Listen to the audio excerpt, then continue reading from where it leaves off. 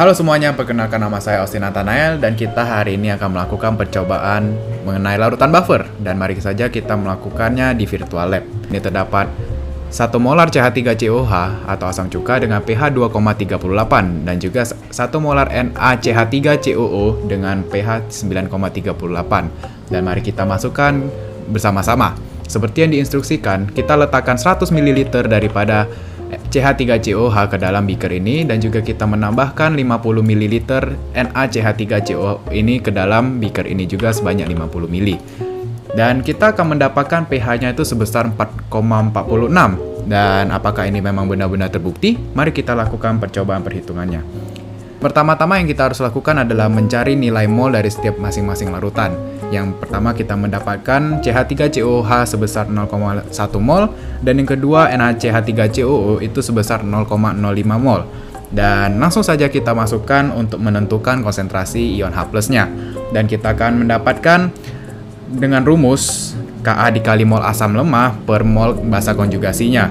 Dan kita akan mendapatkan ion H+-nya itu adalah sebesar 3,48 kali 10⁻⁵. Dan kita akan langsung saja masukkan ke dalam rumus pH, mencari pH. Dan dengan rumus minus log kali konsentrasi ion H+. Dan kita akan memasukkannya sesuai dengan yang diketahui dan mendapatkan pH 4,46. Dan itu benar-benar terbukti sesuai dengan virtual lab yang telah kita lakukan tadi. Ini sudah saya sediakan 1 molar NH3 atau amonia dengan pH 11,62 dan 3 molar NH4Cl dengan pH 4,39. Dan kita akan langsung saja mencoba campuran dari dua larutan ini. Kita letakkan NH3 sebanyak 60 ml ke dalam beaker ini dan juga kita letakkan NH4Cl ini ke dalam beaker ini sebanyak 20 ml. Dan kita akan mendapatkan pH daripada larutan ini adalah sebesar 9,25.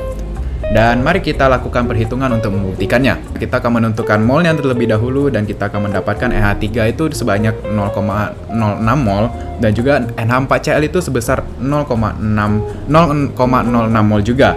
Dan kita akan langsung saja menentukan konsentrasi daripada OH-nya. Kenapa kita menggunakan OH-? Karena NH3 merupakan basa dan yang tadi itu CH3COH itu merupakan asam. Dan kita akan menemukan rumusnya itu sama dan hanya menggunakan dibalik saja, ditukar, dan kita akan mendapatkan sebesar ini. Karena ini kita coret dan menyisakan ini. Dan kita langsung saja menentukan nilai daripada pOH-nya terlebih dahulu. pOH-nya kita mendapatkan 4,75 dengan rumus minus log kali konsentrasi OH- yang telah kita cari tadi. Dan juga kita akan langsung mencari saja pH-nya. Dan mencari pH-nya itu dengan cara 14 dikurang dari nilai pOH yang sudah diketahui tadi. Dan 14 dikurang 4,75 dan menghasilkan pH sebesar 9,25. Dan itu benar terbukti seperti yang berada di dalam virtual lab. Dan saya sudah sediakan sedikit daripada basa kuat yaitu NaOH sebesar 1 molaritas dengan pH 14,00 dan mari kita campurkan kepada larutan A yang telah kita buat tadi. Sedikit saja yaitu sekitar 20 ml saja. Dan kita melihat bahwa perubahan pH-nya itu tidak terlalu signifikan bukan? Dari 4,46 ke 4,70. Dan mari kita coba lakukan perhitungannya. Kita akan menentukan mol masing-masing dan kita sudah mengetahui dari perhitungan sebelumnya. Kita mendapatkan 0,1 dan juga 0,05 mol. Dan kita juga akan langsung ke menghitung dari mol NaOH yang sudah kita ketahui. Dan kita juga hanya mengambil OH-nya saja. Dan kita mendapatkan 0,02 mol. Dan kita coba lagi untuk menghitung mol dari CH3COH dan juga NaCH3COO. Dan CH3COH ini merupakan asam dan kita harus menguranginya dengan mol dari OH- karena itu adalah basa. Dan kita mendapatkan 0,08 mol. Begitu juga dengan CH3COO yang merupakan basa sehingga harus ditambah dengan mol OH-nya. Dan kita mendapatkan 0,07 mol. Dan langsung saja kita menentukan konsentrasi H+-nya dengan rumus yang sama seperti perhitungan sebelumnya dan mendapatkan 1,9836 kali 10⁻⁵ itu adalah konsentrasi ion H+-nya. Dan kita akan langsung saja masukkan ke dalam rumus pH yaitu minus log konsentrasi ion H+, dan kita akan mendapatkan sebesar 4,70 dari pH yang sudah kita ketahui, dan itu sesuai dengan virtual lab yang telah kita lakukan percobaannya tadi. Dan seperti yang kita sudah ketahui tentang larutan B, kita akan melakukannya percobaannya terhadap larutan B juga dengan menambahkan sedikit NaOH atau basa kuat kepada larutan B, dan kita akan langsung menambahkannya sebesar 20 ml. Dan kita bisa melihat di sini bahwa pH daripada larutan B itu tidak berubah secara signifikan. Dan mari kita lihat pembuktiannya secara teoritis. Berdasarkan perhitungan sebelumnya, kita mengetahui bahwa mol daripada larutan B itu masing-masing adalah NH3 dan NH4Cl-nya adalah 0,06 mol. Dan juga kita mengetahui mol NaOH adalah 0,02 mol. Dan juga kita akan melakukan hal yang sama juga kepada basa dan asam daripada ini. Dan juga kita akan mendapatkan 0,08 mol karena NH3 adalah basa, dan juga NH4Cl ini adalah asam sehingga dikurang mendapatkan 0,04 mol. Dan langsung kita masuk ke dalam perhitungan konsentrasi OH-nya, dan kita akan mendapatkan sebesar 3,56 kali 10 pangkat minus 5 yang dihasilkan dari rumus yang sebelumnya hanya ditukar saja.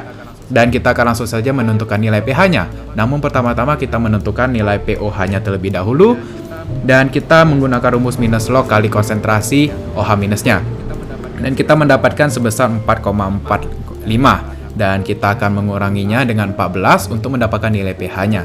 Dan kita mendapatkan pH-nya tersebut adalah 9,55 yang sesuai dengan virtual lab yang tadi. Dan kita juga akan melakukan hal yang sama dengan asam kuat, dan kita akan langsung saja mencampurkan HCl yang dimana itu merupakan asam kuat dengan pH 0,00 1 molaritas kepada larutan A. Dan kita akan menambahkannya sebanyak 20 ml saja. Dan kita mendapatkan lagi bahwa pH-nya itu ternyata tidak berubah secara signifikan lagi. Dan mari kita coba perhitungannya secara teoritis. Di sini kita mengetahui bahwa dari perhitungan sebelumnya bahwa mol dari CH3COH dan juga NaCH3COO itu merupakan 0,1 dan juga 0,05 mol. Dan kita juga mengetahui mol dari HCl atau kita ambilnya ion H+-nya saja itu sebesar 0,02 mol. Dan kita juga akan melakukan hal yang sama. CH3COH itu merupakan asam, dan maka dari itu akan bertambah jika ditambahkan dengan H+, dan itu kita akan menghasilkan 0,12 mol. Begitu juga dengan NaCH3COO yang itu akan berkurang karena dia merupakan basa, sehingga itu akan menghasilkan 0,03 mol. Dan kita akan langsung saja masuk ke menentukan konsentrasi ion H+-nya. Dan kita akan menggunakan rumus yang sama lagi, dan kita akan mendapatkan hasil sebesar 6,96 kali 10 pangkat minus 5. Dan pada akhirnya kita sudah memiliki semua hal yang kita butuhkan, dan kita akan langsung menentukan saja nilai pH-nya. Dan kita menggunakan rumus pH sama dengan minus log konsentrasi ion H+, dan kita akan mendapatkan hasil sebesar 4,16 yang dimana sesuai dengan virtual lab. Dan kita juga akan melakukan hal yang sama terhadap larutan B, dan kita akan menambahkan HCl lagi 1 molaritas kepada larutan B sebesar 20 ml saja. Dan kita mendapatkan lagi bahwa perubahan pH-nya ternyata tidak terlalu signifikan juga.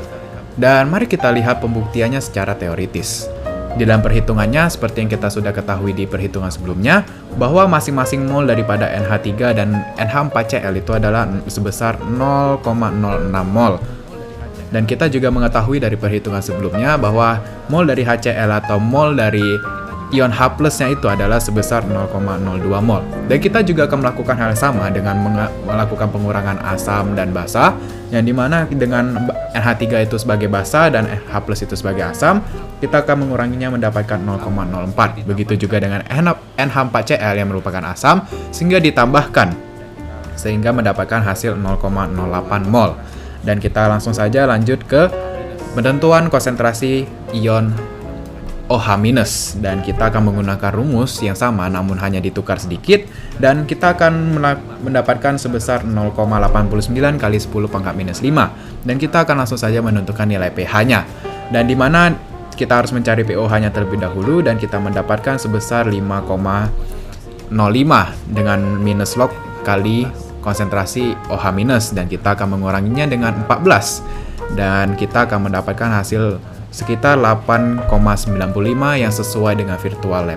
Dan setelah kita melakukan beberapa pencobaan tadi terhadap larutan A dan larutan B, kita mengetahui bahwa pH dari kedua larutan tersebut tidak berubah secara signifikan, bukan? Dan hal ini disebut sebagai sistem buffer atau larutan penyangga, yang dimana sistem ini dapat mempertahankan pH-nya supaya tidak berubah secara signifikan ketika ditambahkan basa atau asam kuat. Yang di sini saya sudah mencatat beberapa datanya di sini. Dan hal ini membuat larutan buffer ini dapat menjaga pH-nya karena itu menerapkan prinsip Le Chatelier. Kita ambil contoh saja seperti larutan A. Dan ketika ion H+ ditambahkan ke dalam persamaan reaksi, maka ion H+ di sini akan lebih banyak, bukan? Dan prinsip Le Chatelier akan membuat reaksi ini bergerak ke arah kiri untuk menyesuaikan lagi sehingga persamaan tersebut tetap setimbang. Begitu juga ketika ditambahkan OH- ke dalam reaksi, ini akan mengikat H+ sehingga membentuk air, dan maka dari itu ion H+ di bagian kanan itu akan semakin berkurang dan persamaan reaksi akan segera bergerak ke arah kanan. Begitu juga dengan larutan B, yang dimana ketika ditambahkan ion H+ di sini, itu akan mengikat OH- sehingga jumlah OH- ini akan berkurang, dan maka dari itu persamaan reaksi akan bergerak ke arah kanan untuk menyesuaikan dirinya kembali. Dan juga begitu juga ketika kita tambahkan OH- dan konsentrasi OH- akan lebih banyak, sehingga itu akan bergerak ke arah kanan. Dan karena prinsip inilah, larutan buffer itu dapat menjaga pH-nya diri sendiri dengan baik. Dan selanjutnya kita akan melanjutkan ke percobaan kedua, yang dimana di sini kita akan mencampurkan CH3COH dan NaOH menjadi satu. Dan di sini kita nggak tahu nih berapa volume yang kita butuhkan dari CH3COH ini supaya pH dari ketika dicampurkan itu mendapatkan 4,61 pas. Dan kita akan mencobanya secara perlahan-lahan di sini. Kita akan mulainya dari 10 ml. Kita akan menambahkannya 1 kali, 2 kali, 3 kali, 4 kali, 5 kali, 6 kali, 7 kali, dan 8 kali. Dan kita mendapatkan pH yang sama, yaitu 4,61 di 80 ml. Dan mari kita lihat ke pembuktian bagaimana cara mengerjakan secara teoritisnya. Dan di sini kita akan menentukan nilai konsentrasi H+-nya terlebih dahulu. Dan kita bisa mendapatkan konsentrasi H+-nya itu dari pH yang sudah kita ketahui, yaitu 4,61. Dan kita mendapatkan konsentrasi H+-nya itu adalah 2,4547 kali 10⁻⁻⁵ setelah dilakukan perhitungan secara matematis. Dan kita akan lanjut saja, kita akan menggunakan MBS untuk menentukan mol yang tidak diketahui, yaitu tentang basa konjugasinya dan juga COH3COH-nya. Dan kita akan langsung saja, dan kita akan melakukan persamaan koefisien, dan kita akan menghasilkan dari basa konjugasinya adalah sebesar 0,1 mol, dan kita juga belum mengetahui nih mol daripada CH3COH, sehingga kita melambangkannya dengan X. Dan selanjutnya kita akan langsung saja masuk menggunakan rumus untuk mencari nilai X-nya. Dan kita akan menggunakan rumus konsentrasi ion H+. Dan kita akan masukkan saja hal-hal yang sudah kita ketahui di sini. Dan kita akan masukkan, dan kita akan mendapatkan bahwa X-nya itu adalah 0,241. Dan kita akan langsung mengetahui bahwa mula daripada CH3COH itu adalah 0,2041 mol. Dan kita akan menentukan volume yang dibutuhkan supaya menghasilkan pH-nya 4,61 dengan menggunakan rumus volume sama dengan mol per molaritas. Dan kita tahu bahwa CH3COH itu molaritasnya 3 molaritas seperti yang ada di virtual lab. Dan kita akan mendapatkan hasil pembagian sebesar 80 mili. Dan kita akan melihat apakah larutan yang X yang telah kita buat tadi itu antara hasil CH3COH dengan NaOH itu merupakan larutan penyangga atau buffer bukan. Dan kita akan melakukan percobaannya dengan cara menambahkan sedikit asam dan basa kuat. Seperti ini, misalnya kita tambahkan sebesar 20 ml. Dan kita akan melihat bahwa pH-nya tadi itu tidak berubah secara signifikan. Dari 4,61 menjadi 4,46 dan tidak berubah secara signifikan. Dan begitu juga dengan ini. Kita akan menambahkan sedikit 20 ml NaOH atau basa kuat kepada larutan X ini. Dan kita akan melihat juga bahwa penambahan pH-nya itu ternyata tidak berubah secara signifikan juga. Dan dari hal inilah yang dapat membuktikan bahwa larutan X ini merupakan sebuah larutan buffer yang dimana ia memiliki sistem penyangganya tersendiri sehingga ia tidak merubah pH-nya secara signifikan. Dan itu saja percobaan yang dapat kita lakukan pada hari ini. Terima kasih dan sampai jumpa.